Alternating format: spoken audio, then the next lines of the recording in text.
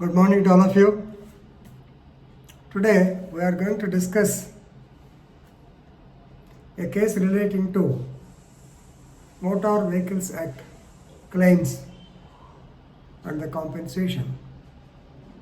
Here, the main point is whether a person who already who is a member of the ESI, that is Employee State Insurance Corporation, if he is covered under ESI Act, can he get compensation under Motor Vehicles Act? This is the question. Right? So, not recently, on 22/6/2020, about 6 months back, the single judge bench K. Lakshman of Telangana High Court, he held that the injured person is entitled to get compensation under MV Act even though he is covered under ESI Act, but according to section 53, he should not have received the compensation under ESI Act. If he received, then MV Act will not apply.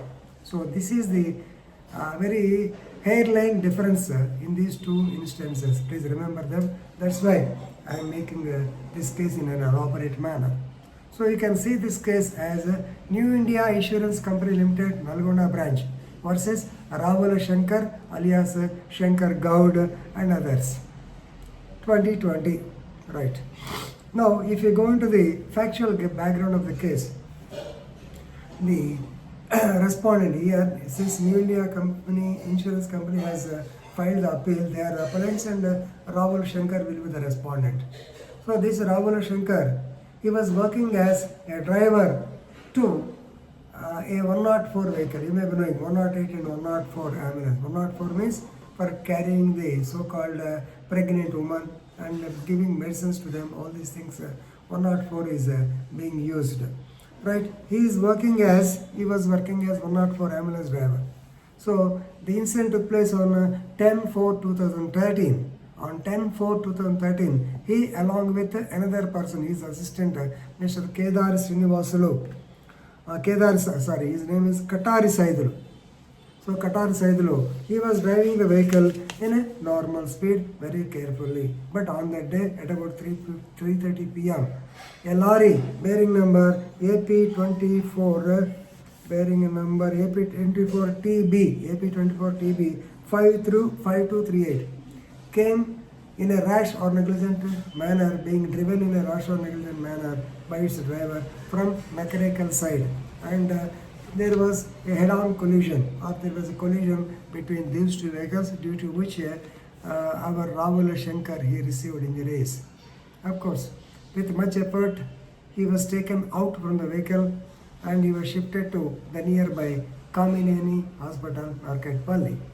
From there, he was shifted to Omni Hospital, Hyderabad, where surgery was conducted to his right leg, and a portion of the leg up to the knee, it has been amputated. Now it is a permanent partial disability to him. He cannot drive the vehicles because he has lost the right leg. Now he has filed, as usual, he filed a petition under section 166 of the MV Act, claiming a compensation of 16 lakhs in the Motor Vehicles Claims Tribunal at Nalgonda.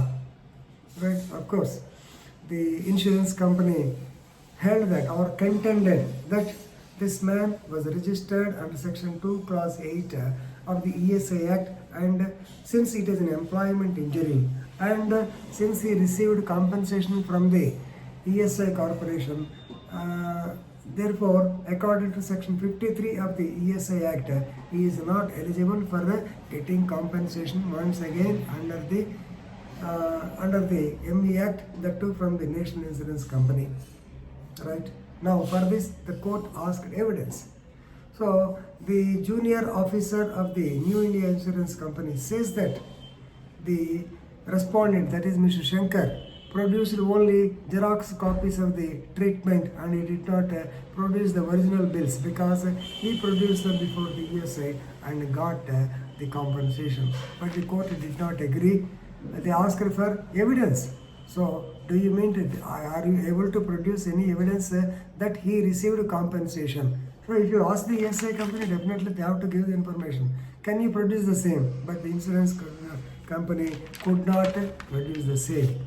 So the tribunal ordered a compensation of 11,14,840 rupees to be paid to Rahul Shankar. So anyway, agreed by the order, these people, the New India Insurance Company Limited Nalgonda branch, they filed an appeal before the High Court. After paying 50% of the amount of compensation before the High Court, they have come to with the appeal. Now, their contention is, the main bone of contention is that the respondent or Shankar cannot get two benefits for the one accident. He is an employee registered under ESI Act, Employee State Insurance Act. So this is also injury during employment injury. He received compensation, therefore the insurance company need not pay any compensation. But they could not prove any evidence regarding the handing over the compensation by ESI to Rahul Shankar, right? No doubt. The court held that no doubt he may be registered under ESI Act. It may be an employment injury. Both we will agree. But the thing is, since he the very purpose of section 166 is to file a complaint, to file a claim for the tribunal, from the tribunal to get compensation, because he has to make out his necessaries and his family is in dire distress. They have to be supported. Of course, if the Employee State Insurance Corporation, they have paid the money, it's okay. But here you are not able to prove that he received the money from the ESI. Therefore, definitely the claim under 166 ME Act is holding good. Secondly, as far as the compensation is concerned, so the Rahul Shankar Gowda, he has produced his pay slips. He was getting 8,000 rupees per month. So the tribunal has correctly calculated it at the rate of 6,990 and awarded 11 lakhs or so. So the High Court need not actually lessen or shorten the amount also. With these regards, ultimately the High Court held that an application filed under 766 of the MV Act is maintainable even if the injured is covered under Employees State Insurance Act. Secondly, the injured or his legal representatives, they are entitled for compensation. Thirdly, section 53 of the ES Act applies only if the claimant receives the money from the ESI corporation. But there is no evidence that he received the money. Therefore, the appeal is dismissed. So, please, in a nutshell, I want to tell you that even though a person is covered under ESI Act, he is liable for payment of compensation under section 166 of the MV Act. Only thing is, he should not have received the money. Had he received the money under ES Act, section 166 will not apply. That is the major crux of the issue. Please read the judgment if you find time. Thank you very much.